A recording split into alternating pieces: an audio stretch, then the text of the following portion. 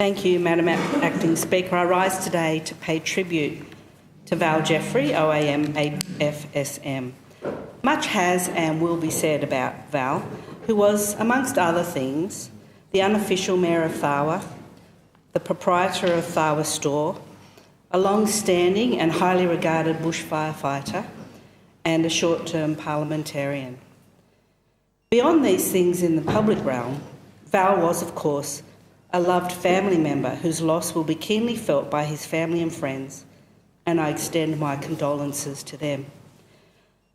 I first met Val back in the late 1980s through the Volunteer Bushfire Brigade, and at that time I was working at the Canberra Deep Space Communication Complex at Tidbinbilla, where NASA, through the Space Tracking Station, supported the local Tidbinbilla Bushfire Brigade, and there are many joint meetings and training exercises held with the Tharwa Brigade, where of course Val was the captain.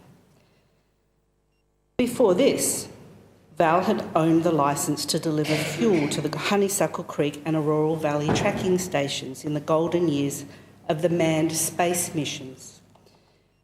At that time, Val may not have realised that he was playing his own small part in modern history, supporting manned space flight. As history has shown, the Honeysuckle Creek tracking station relayed the first images of the first steps of man walking on the moon. After problems with the feed from the Parkes radio telescope, which was originally scheduled to transmit the images. There was no commercial power to either of those two tracking stations, so by delivering the fuel that ran the generators that powered the sites, Val had a hand in this historic event. This is just one example from the rich tapestry of Val's long and full life. Much later, in 2003, after decades of bushfire fighting experience, Val went on to accurately predict the devastating impact of the 2003 bushfires, and his forethought and warnings to many local landholders, along with his direct disregard for orders about backburning, probably saved many local farmers, livestock and the Tharwa township from even more catastrophic injury and loss.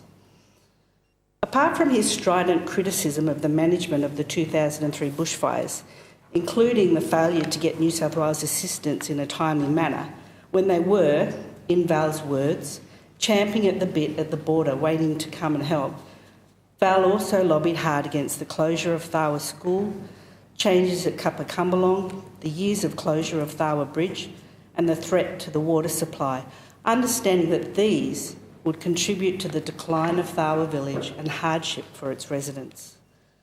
While Val had originally voted against self-government, he was willing to stand up to be counted in the political arena when necessary, bringing his rural knowledge to the Assembly for at least a short time. Val was the quintessential country bloke, to the point, hands-on, a dry sense of humour, down to earth, just get on with the job, and a storyteller from the old school with years of adventures and experiences to draw upon. When I stopped by Tharwa store on occasion, Val always had a yarn to tell and added some lobbying about improvements to Tharwa Village, as well as his constant war waged against excessive signage littering the roadside and what he saw as over-bureaucratisation and wasteful government spending.